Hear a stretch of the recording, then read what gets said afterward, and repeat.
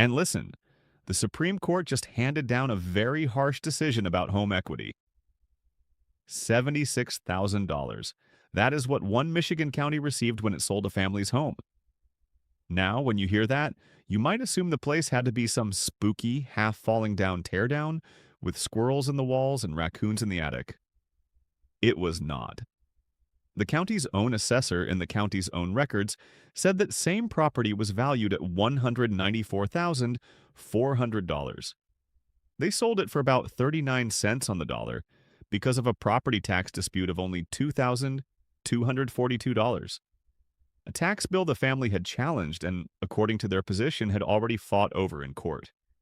And the person who bought the house at auction for $76,000 reportedly turned around and sold it again only weeks later for $195,000. The market confirmed the value. Same property. No major repairs. No transformation. He simply found another buyer with a six-figure check who was ready to close. And that was that. Opportunity taken. Last month, I told you this case was coming.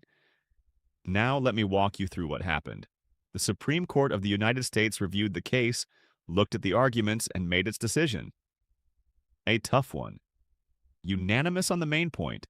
Bad news for the former owners, but what does that mean for you? Because they were not only speaking about one family in Michigan, they were drawing a boundary, and your home equity may now sit on the vulnerable side of that boundary. In other words, if you followed the rules, paid your taxes, paid down your mortgage, and did everything society told you responsible homeowners do, you may have been carrying a quiet assumption your entire adult life that your house is truly yours, that once it is paid off, nobody can simply take it away. This family, the Pung family, believed they were doing things properly. They paid, they challenged a charge they believed was wrong, and they pursued the issue through legal channels. They owned the home without a mortgage, but the county still moved forward. Eventually, the dispute reached the Supreme Court, and the court largely agreed with the county on the compensation question. So, if you feel like the rules often protect the system more than they protect regular people, I understand why. Here's what the court said in normal English. When the government takes a home to collect unpaid taxes and sells it, the former owner is entitled to the money left over after the tax debt, and permitted costs are paid. That part had already been established in 2023. Take what is owed, return the remainder. If you hand someone $5 for a $2 coffee, you expect $3 back. Simple enough. But this case asked a sharper question. What exactly counts as the remainder? Is it based on what the home would likely bring on the open market? Or is it based on the amount a county auction actually produces? The court chose the auction price, assuming the sale process was fairly conducted. Justice Alito wrote the opinion. The surplus the owner receives is, in his words, nothing less and nothing more. Nothing more. That means if a house worth close to $200,000 sells at a county tax auction for $80,000, the compensation calculation begins with the $80,000, not the $200,000. Even if the buyer later resells the property for far more, as far as the former owner is concerned, that extra value may not come back to them under that rule. But if you are thinking, well, that is just how it goes, people should pay their property taxes. Stay with me until you hear what Justice Clarence Thomas added separately. Because there is more here, and it is not as simple as a slogan. Picture this instead. You owe the city, let's say, $200 for an unpaid parking ticket. So one Saturday morning, officials show up, pull your $30,000 Camry out of the garage, put a "for sale today only" sign in the window, and sell it to the first buyer who arrives at 9 a.m. for $8,000. Then they hand you a check for $7,800, the $8,000 minus your $200 ticket, and say, all settled. Are you really settled? You missed a parking ticket. You did not expect to lose most of the value of your car over it. And the city's answer is basically, we followed the procedure. That is the car example. Now replace the car with your home. That is the concern behind this ruling. In practical terms, that is what many homeowners are worried the decision allows. And here is the part that should make you sit up a little straighter. The county had two very different numbers for the same house. When it was time to assess and tax the property, the home was valued at $194,400. When it was time to calculate what the family received after the auction, the relevant number was about $76,000. That is not a comforting difference. That is the kind of mismatch that makes ordinary people feel like the rules can shift depending on who benefits. And the government's position favored the lower number for repayment purposes. Of course, that is why people are upset. Now, you might ask the obvious question, why? Why would the highest court in the country approve that framework? The straightforward answer is in the opinion. Justice Alito explained that requiring counties to pay owners based on a higher fair market value theory could cause some tax sales to net the government a loss. Translation: if the government had to cover the full claimed value when an auction brought less, collecting taxes through these sales could cost the public treasury money. So the court declined to make that the general rule. That is the legal reasoning.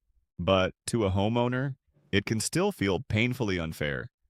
And remember the buyer from the beginning? The one who reportedly resold the house for about $195,000? That spread used to sit in a disputed legal space. Some people argued a court should treat that lost equity as unconstitutional. The Supreme Court instead said the auction surplus is the baseline, while leaving questions about whether the sale process itself was fair for further review. So now the system places enormous importance on the auction procedure, the timing, the bidders, and whether the sale was genuinely fair. Now, here's the part I cannot prove, so take it as one person's concern, not absolute fact. But I told you last month that the key issue would be the loophole. And I think this decision shows where the pressure point is, because if the auction price is the number that controls, and the county's process helps determine how low or high that auction price lands, then homeowners need to pay very close attention. I will let you think that through at the dinner table tonight, because I know how serious it sounds. But I am not guessing about the stated reasoning. It is right there in the opinion. The court worried about tax sales becoming losses for government. That is part of the record. But enough about what they did. Let's talk about you, because this is where the lesson becomes practical. If the auction price can become the ceiling on what you get back, then the entire strategy is to make sure your home never reaches that auction block in the first place. That is it. That is the defense. So what puts a house on that auction block? One thing, a property tax bill that remains unpaid long enough to become delinquent and move through the legal process. That is the doorway. The only doorway. The foreclosure, the auction, the low sale price, the resale, all of it begins with a tax bill that was not fully resolved in time. And now I need to tell you something that sounds backward.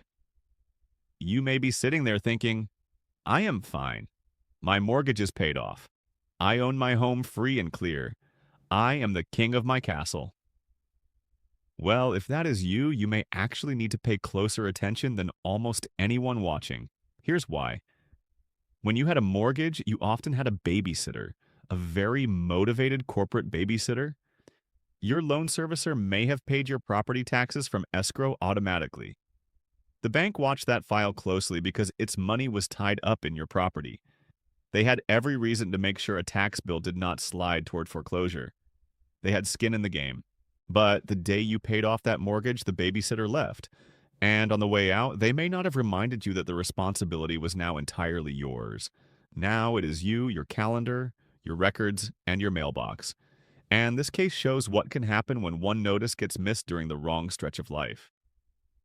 A hospital stay, a family death, a move, a paperwork mistake, a bill sent to the wrong address. Nobody else may be watching the file anymore. The thing you were taught to celebrate, paying off the mortgage and owning the property outright, can also remove the built-in safeguard that used to help protect you from exactly this kind of problem. Now, before you feel powerless about any of it, do not. Because even within the court, there were serious concerns expressed. Justice Thomas wrote separately. He went out of his way to note that even if the tax had been valid, and he questioned important parts of that history, the family may have lost roughly $118,000 in value over an alleged debt of about $2,242. Then he wrote a line I want you to remember. He described what happened as wrong and, in his initial view, likely unconstitutional. A sitting Supreme Court justice said the county's conduct may have been unconstitutional in the very same case where the court still accepted the auction surplus rule and sent certain fairness issues back for further consideration. That is not exactly reassuring if you are the person who lost the house. So this issue is not as neat and finished as some people may want you to believe. There may still be room to challenge unfair procedures, but you do not build your family's security on a narrow opening in a legal door. So, here is your choice. It really comes down to two plays. Play number one, you trust your mailbox. You assume the bill is correct. You assume it has been paid. You hope your home never gets anywhere near a county tax auction for the rest of your life. That is a risky play. The Pung family were not reckless people. The result still cost them a fortune. Or play number two, you spend 10 minutes tonight guarding the one door that leads to all of it. And that is the only thing I am actually asking you to do. Pull your most recent property tax bill. Go find it. Look for one thing. Any past due balance, any line item, any amount that is not zero when it should be zero.